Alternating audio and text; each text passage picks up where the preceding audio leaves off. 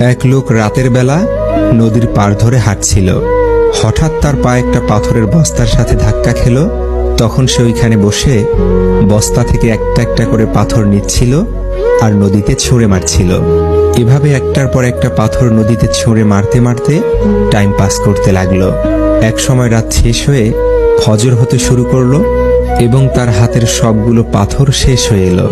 যখন সে শেষ পাথরটা ছুঁড়ে মারল, তখন সে সূর্যের আলোতে দেখতে পেল যে সে এতক্ষণ যা পাথর মনে করে ছুঁড়ে মারছিল তা আসলে পাথর নয়, তা ছিল হীরা।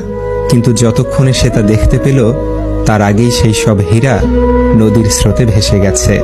আসলে আমাদের জীবনের প্রতিটা মুহূর্ত, প্রতিটা দিন গল্পের মতো করে আমরা আমাদের মহামূল্যবান সময় অপচয় করে ফেলছি, নষ্ট করে ফেলছি, ছুঁড়ে দিচ্ছি বয়ে চলা সময়ের নদীতে।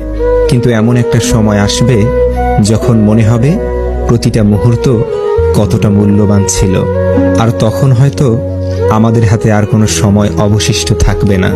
তাই সবার উচিত জীবনের প্রতিটা মুহূর্তকে মূল্যায়ন করা।